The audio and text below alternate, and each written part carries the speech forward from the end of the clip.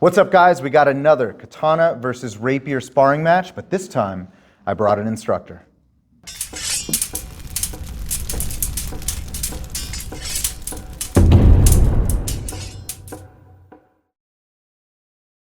Welcome back to the channel, guys. If you have watched our previous Katana versus Rapier video, we spent a good amount of time sparring, trying to figure out how to use this weapon against a weapon like this, and spoiler alert, it really sucks. So this time though, we're gonna do things a little differently. I brought in one of our instructors who actually teaches Rapier. So Matt, why don't you go ahead and tell the audience a little bit about yourself? Hello, my name is Matt Schares.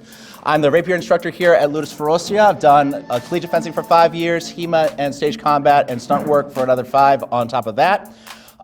In addition, I also am one of the lightsaber instructors here for our sister academy, Lucha Sport Tidewater. I've been familiar with the Rapier for a number of years at this point, so I think it's going to be an interesting matchup between the Rapier and the Katana. I'm going to be using 3 different Rapiers for this video. We're going to start out with the transitional. We'll then go to Rapier dagger, so that we have that variations with some dual wielding in there. I'm then going to transition to an older Rapier, Spanish cup hilt, which has a little bit longer, definitely a little bit more thrust centric. And then finally, we're going to go a little bit more 18th century and use a small sword and see what would happen, especially when we're getting into more of the clash of cultures as we would have around the 18th, 19th century. So. That's awesome. I'm excited. You ready to get suited up? Let's do it. Let's go.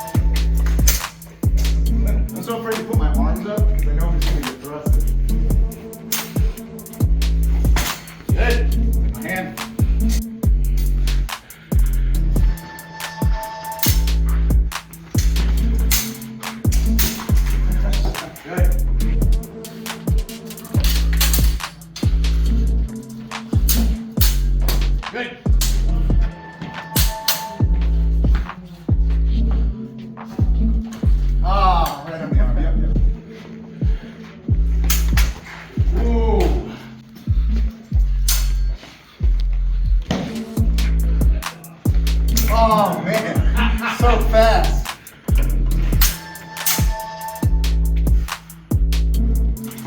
Good.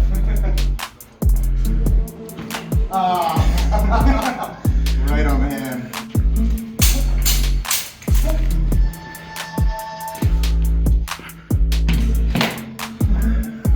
All right, round 2. Let's use the cup hilt Rapier. A little bit heavier, a little bit longer. See how this rocks and rolls.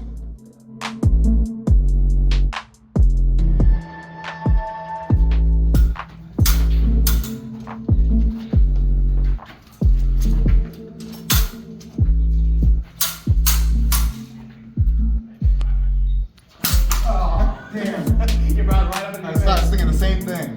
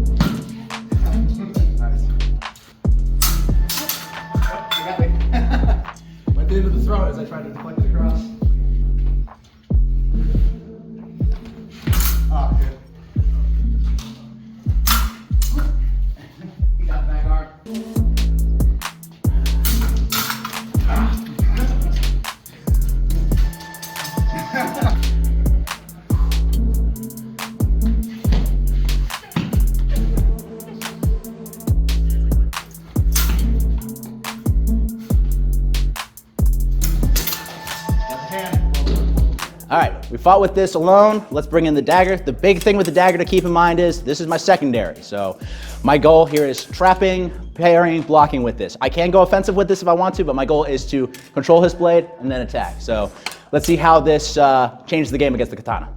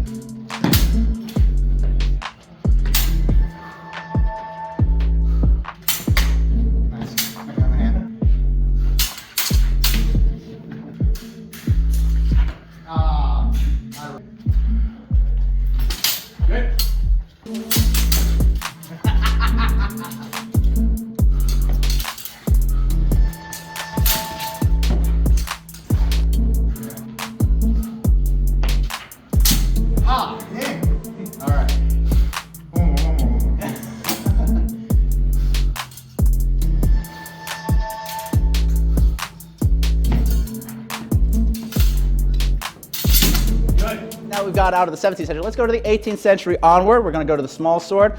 I'm losing my cutting ability, but I'm sacrificing that for speed on the thrust and maneuverability. So again, this is something that if you were a nobleman and you ended up in Japan shipwrecked, you might have this with you. So let's see how this fares against feudal Japan's katana.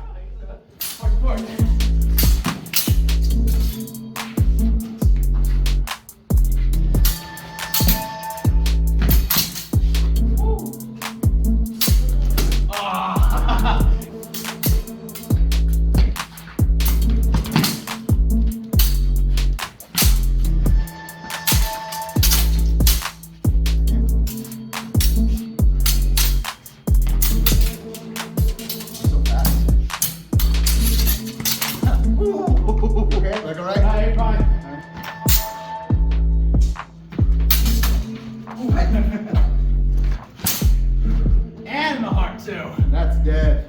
That's dead.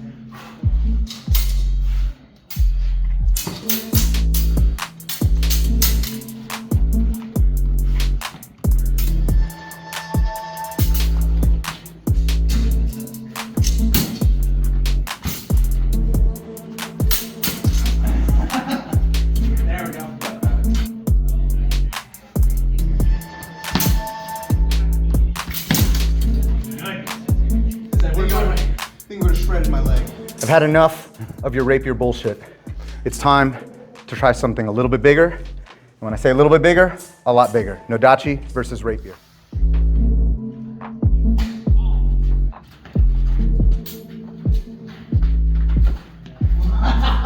All right.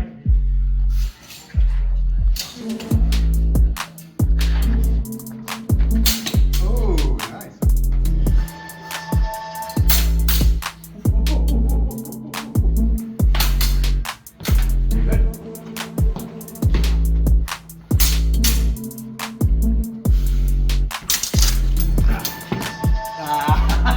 There's that arm.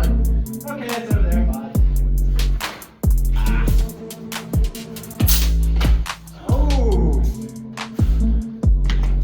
Oh. I keep thinking you're out of range.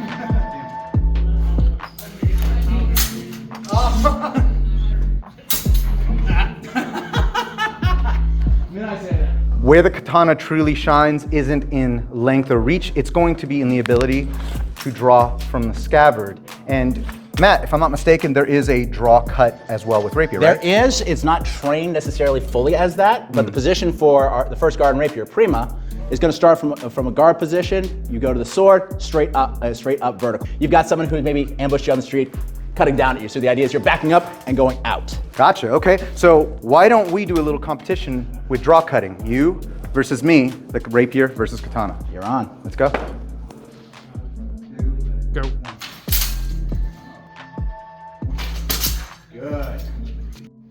2, 1. 2, 1. Woo! Nice. All right, so that was a lot of fun, just like it was the first time, but being my second official fight with a rapier, I've learned a lot about how this fights that. And I still died a whole lot, guys.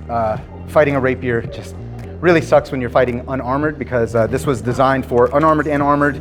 Most of this is gonna be for unarmored duels. Matt can talk a little bit more about that, but I'm just gonna give you some takeaways of how you would fight a weapon like a small sword, side sword, rapier, anything within that, that typology of sword. And the very first thing is, Matt, your intermediate sword, this one, that was actually the hardest one to fight, and it's because it has a good mix of cutting power. It was able to bind on my sword decently well. I still had the advantage of the thicker blade, but it still had the length and tip control that kept killing me. But I did find out that with the way I fight, the best way to fight something like that is to wait for him to come in and not try to close distance, right? So the more that I stayed in a defensive posture, like Chudan no Kamae, this way, and I just did my windshield wiper type techniques, I was able to deflect his sword a lot as he came in for the thrust. But when it came to something like the heavier Spanish cup hilt, you got so many swords there. Yeah. This is just harder to use. It's a more defensive blade. Matt's gonna go more into that as well, but like, I could tell that he would have the reach advantage on me, but as soon as I was able to use the back of the sword, the mune, and knock the blade away, it was much harder for him to recover that point, and I could close the distance and get my kill. For the small sword of course was the hardest to track. It is the smallest blade out of all of them. There's no edge, so honestly moving in was still the best call, and it was 50-50 whether I got it. I still got stabbed a lot with that sword because it can just, it's like you're holding nothing. You can just move it around and stab. However, once you get past the point, once you get past this point, there is no blade here, right? I can grab this, I can honestly just slide up the blade, and that's how I was able to get a few of the kills. In terms of rapier and dagger, it's really hard, because the moment he traps your blade, you're done. You know, unless you have a secondary weapon like a dagger or a wakizashi or something else, the moment that it is caught in those quillons, like that, and he twists, and he has another sword on there, my sword really isn't going anywhere. I have to resort to grappling, and he has another weapon. So it's usually as soon as I'm done grappling, I get stabbed or cut. In terms of the nodachi, as expected, the nodachi has cutting authority and reach. Now the nodachi that we have, the Akato Armory nodachi, isn't the true weight of a real nodachi. A real nodachi is a little bit heavier. So I wouldn't have been able to swing it around as fast as I was swinging it around, but I did notice that I was able to keep him away with less movement, right? I was able to keep that sword in front of me and keep his sword away from me for a little bit longer. It feels like Matt had to pretty much do what I did, where he had to close distance on me to be able to get past the cutting blade. But Matt, I want your take on what it's like to fight a katana. So the big thing for me, fighting with the katana, first and foremost, is knowing, okay, I've got a heavy weight against me. Anything I'm gonna do block-wise, I'm gonna end up getting out-leveraged every time. So if I'm going in there and saying, all right, I'm gonna go into corta, or I'm gonna go into seconda, or any of my blocks or guards, I know for a fact that if he catches me in the foible or the media of my rapier, I'm done. Yeah, there's no way I'm gonna have as much time to get the point back online, get that authority, get that control of the center that I need. Now, with that being said, the best thing that for me is to keep in mind that the rapier is still a cut and thrust weapon. Sure, there are rapiers that were thrust only. There were side swords that were more focused on the cut, but most rapiers were going to have both options. As I guarantee you, the same strategies I was using with the katana are going to work very similarly with a longsword, German or Italian school, doesn't matter. If you've got a heavier weapon, you want to keep the initiative, you want to keep moving forward. That's the best thing you can do. Thank you everybody for taking this little thought experiment journey with us, part 2 of Katana versus Rapier. I certainly learned a lot as a katana user. The rapier is just a very hard weapon to fight. If you like sword content like this and you want to see more weird pairings, please consider liking and subscribing to the channel. It really helps us out, and it spreads our channel to the furthest crevices of the internet. Please consider doing that. If you are interested in learning how to use different types of swords, we are planning and developing an online training program for longsword, messer, saber, broadsword, and of course the katana. It's going to be a huge endeavor that I'm working very, very hard with our team to get underway, but it's going to take some time and it's going to take a lot of support from you guys. In the meantime, if you want to support our channel, Comment below what you thought about how we did. If you thought we were great, if you thought we sucked, either way, it helps the channel and it helps us as practitioners get better at using the sword. If you guys are into katanas, we are in the process of reviewing this one right here. This is the Shinto Oni Katana by Balor Arms, the house brand of Cult of Athena. And so far, it is a beautiful sword that handles well, but we have some more testing to do before the video is done. If you guys are into historical combat merch, we sell 4 different t-shirt designs on our website at www.historicalfightingarts.com. It's a wonderful way to fly your sword nerd flag in a fashionable way. I got nothing else for you guys. Bye.